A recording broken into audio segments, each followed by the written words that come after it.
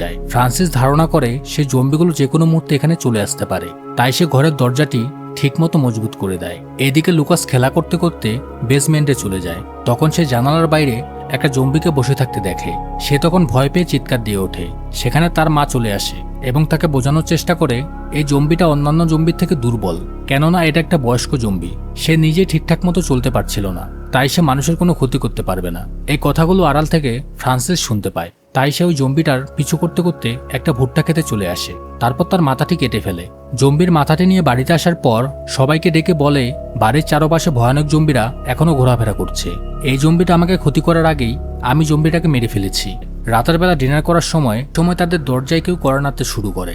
দরজার ওই পাশ থেকে একজন সেনা সদস্য তাদের কাছে সাহায্য চাইছে, তাকে যেন তাদের সাথে আশ্রয় দেওয়া হয়। ফ্রান্সিস তাকে ঘরে নিতে চাইছিল না এবং তাকে এখনই এখান থেকে চলে যেতে বলে, কিন্তু জোশুয়া সেখানে গিয়ে দরজাটি খুলে দেয়, যার কারণে ওই সেনা সদস্য ঘরে চলে আসে। এরপর আইরিস লোকটির জখম ব্যান্ডেজ করে দেয় আর ফ্রান্সিসকে বলে তাকে যেন আজ রাতে এখানে থাকতে দেয়। ফ্রান্সিস তখন তার কথা রাজি হয় ঠিকই, কিন্তু তাকে বেসমেন্টে থাকতে হবে। পরদিন সকালে যখন সবাই নাস্তা করছিল তখন সেখানে ফ্রান্সিস চলে আসে। সেখানে জোশুয়া না থাকায় সে আইরিসকে জিজ্ঞাসা করে যে জোশুয়া কোথায়, কিন্তু আইরিস তার কথার কোনো উত্তর দেয় না। তখন সে বাইরের দরজাটি খোলা অবস্থায় দেখে বুঝতে পারে যে জোশুয়া পালিয়ে গেছে। এটা দেখার পর ফ্রান্সিসের রাগ এতটাই বেড়ে যায় যে সে তার হাতে একটি হাতুড়ি নিয়ে ওই সেনাবাহিনীর লোকটির মাথায় মেরে দেয়, যার কারণে সাথে সাথে লোকটি মারা যায়। যা দেখে আইরিস ও লুকাস প্রচন্ড ভয় পেয়ে যায়। তারপর ফ্রান্সিস আইরিসের সামনে গিয়ে তাকে ধাক্কা দিলে সে অজ্ঞান হয়ে যায়। তার যখন জ্ঞান ফেরে সে তাকে আর লুকাসকে বেসমেন্টে বন্দি অবস্থায় পায়।